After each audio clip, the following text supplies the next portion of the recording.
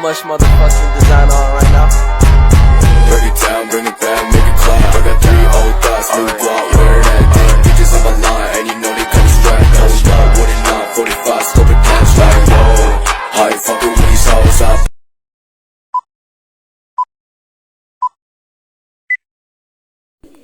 Assalamualaikum warahmatullahi wabarakatuh.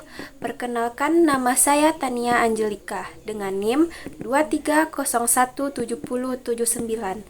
Saya dari Prodi Sastra Indonesia, Fakultas Bahasa dan Seni, Universitas Negeri Padang.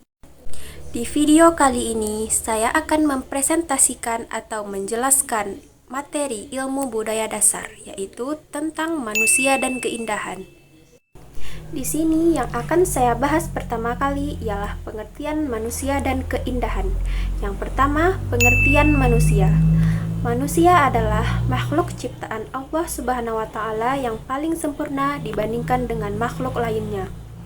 Karena manusia mempunyai akal dan pikiran untuk berpikir secara logis dan dinamis, serta bisa membatasi diri dengan perbuatan yang tidak dilakukan.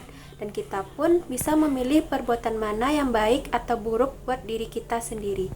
Selain itu, dapat diartikan manusia secara umum adalah manusia sebagai makhluk pribadi dan makhluk sosial. Karena bukan hanya diri sendiri saja, tetapi manusia perlu bantuan dari orang lain. Maka sebab itu, manusia adalah makhluk pribadi sekaligus makhluk sosial. Yang kedua, pengertian keindahan. Keindahan sering diutarakan kepada situasi tertentu. Arti kata keindahan yaitu berasal dari kata indah, artinya bagus, permai, cantik, elok, molek, dan sebagainya. Keindahan identik dengan kebenaran. Sesuatu yang indah itu selalu mengandung kebenaran. Walaupun kelihatannya indah, tapi tidak mengandung kebenaran, maka hal itu pada prinsipnya tidak indah.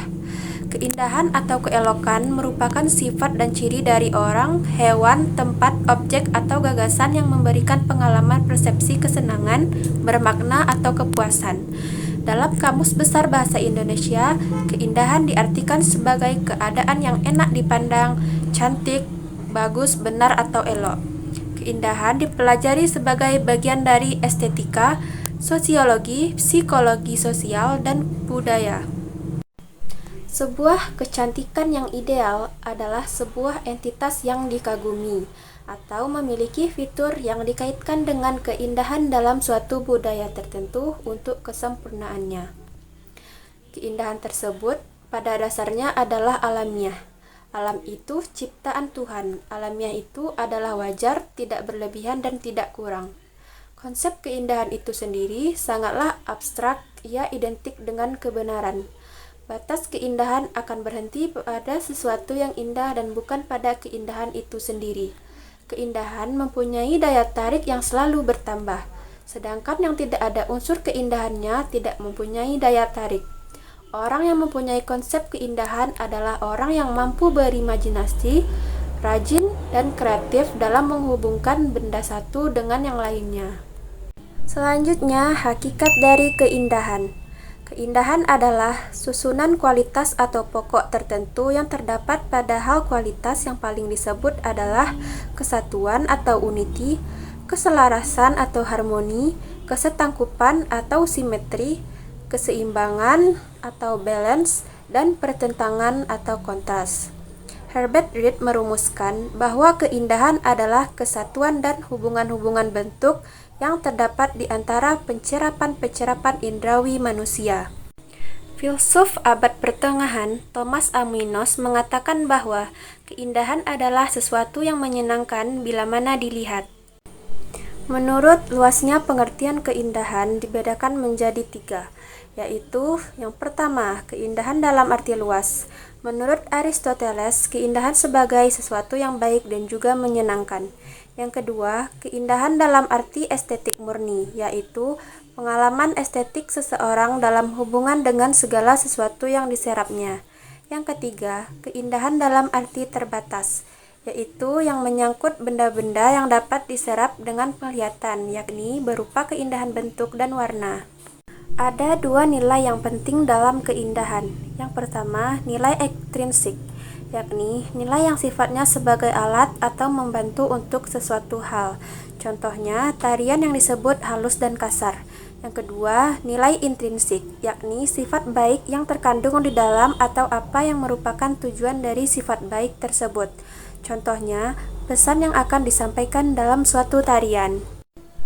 Teori estetika keindahan menurut Jean M. Philo dalam bukunya Current Concept of Arts dikelompokkan dalam 3 kelompok besar, yaitu yang pertama, kelompok yang berpendapat bahwa keindahan itu bersifat subjektif adanya, yakni karena manusianya menciptakan penilaian yang indah dan kurang indah dalam pikirannya sendiri. Yang kedua, kelompok yang berpendapat bahwa keindahan bersifat objektif adanya, yakni karena keindahan itu merupakan nilai yang intrinsik ada pada suatu objek. Yang ketiga, kelompok yang berpendapat bahwa keindahan itu merupakan pertemuan antara yang subjektif dan yang objektif. Artinya, kualitas keindahan itu baru ada apabila terjadi pertemuan antara subjek manusia dan objek substansi. Berikutnya, hubungan manusia dan keindahan. Manusia dan keindahan memang tak bisa dipisahkan, sehingga kita perlu melestarikan bentuk dari keindahan yang telah dituangkan dalam berbagai bentuk kesenian, baik seni rupa, seni suara, maupun seni pertunjukan, yang nantinya dapat menjadi bagian dari suatu kebudayaan yang dapat dibanggakan dan dapat terlepas dari unsur politik. Kawasan keindahan bagi manusia sangat luas, seluas keanekaragaman manusia dan sesuai pula dengan perkembangan peradaban teknologi, sosial, dan budaya. Karena itu, keindahan dapat dikatakan bahwa keindahan merupakan bagian hidup manusia. Keindahan tak dapat dipisahkan dari kehidupan manusia, dimanapun, kapanpun, dan siapa saja dapat menikmati keindahan. Manusia yang menikmati keindahan berarti manusia mempunyai pengalaman keindahan. Pengalaman keindahan biasanya bersifat terlihat atau visual dan terdengar atau auditori, walaupun tidak terbatas pada 2 bidang tersebut. Selanjutnya, objek atau contoh kasus tentang manusia dan keindahan. Contohnya yaitu Bali yang masih ramai dikunjungi wisatawan mancanegara. Pulau Bali masih menjadi tujuan wisata utama bagi wisatawan mancanegara yang berkunjung ke Indonesia. Seperti diketahui, jika Pulau Bali menjadi salah satu pulau dengan pantai terindah di dunia, sehingga menarik minat wisatawan mancanegara untuk datang dan menikmati keindahan yang dimiliki Pulau Bali. Selain memiliki pantai yang indah, Pulau Bali juga memiliki suasana pedesaan dengan areal persawahan yang masih terbentang luas, dengan latar belakang gunung yang dinilai memiliki kekuatan magis. Suasana itu menjadi nilai tambah bagi Pulau Bali dalam memajukan sektor pariwisatanya. Kekuatan magis yang terdapat di daerah pedesaan tersebut harus bisa dimanfaatkan oleh para pelaku pariwisata untuk membuka jalur perjalanan turis yang lebih menarik, sehingga dapat memberikan sesuatu yang unik bagi masyarakat dalam dan luar negeri.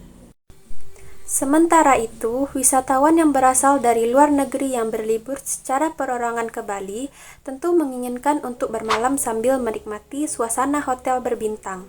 Setelah itu akan berpindah ke pondok wisata yang termasuk di dalamnya menginap di daerah perkampungan, seperti yang berada di Payangan, kawasan wisata yang baru berkembang di Bali. Melihat potensi yang besar dari kekayaan alam dan budaya tersebut, diharapkan semua komponen yang bergerak dalam sektor pariwisata bisa menjadi lebih kreatif untuk menciptakan jalur pariwisata yang lebih menarik, agar lebih banyak turis asing yang datang dan akan tinggal lebih lama untuk menikmati keindahan panorama alam di Pulau Bali. Selain itu, aktivitas sehari-hari yang dijalankan oleh masyarakat Bali seperti ritual odalan di pura yang berskala besar dan hampir setiap saat ada di masyarakat umat Hindu di Bali harus bisa diinformasikan kepada turis yang ada di Bali. Dan diyakini para turis akan tertarik terhadap suasana tersebut karena merupakan sebuah budaya yang unik dan hanya berada di Pulau Bali. Dengan tingkat kunjungan wisatawan yang semakin meningkat dan banyaknya potensi pariwisata yang dapat dieksplor di Bali akan berdampak positif bagi perekonomian Bali karena dapat meningkatkan jumlah pemasukan daerah dan juga akan menyerap tenaga kerja dalam jumlah yang besar. Untuk itu, sektor pariwisata di Bali harus dapat dikembangkan agar dapat memberikan sesuatu yang baru dan menarik bagi para wisatawan. Kasus di atas menunjukkan keterkaitan antara manusia dan keindahan. Contohnya, Pulau Bali yang berhasil menarik perhatian wisatawan dari berbagai belahan dunia karena keindahannya.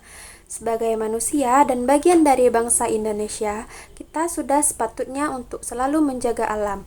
Terlebih lagi karena Indonesia adalah negara yang agraris. Banyak sekali tempat-tempat wisata yang indah, contohnya seperti Pulau Bali yang terus-menerus selalu menjadi tempat favorit untuk turis mancanegara untuk singgah berlibur. Oleh sebab itu, tetap jaga keindahan yang dimiliki oleh bangsa ini dan jangan membiarkannya begitu saja. Keelokan akan tetap terjaga apabila tanah wilayah selalu tetap dijaga dan dilestarikan dimanapun dan kapanpun itu. Cukup sekian presentasi saya akhiri dengan wassalamualaikum warahmatullahi wabarakatuh.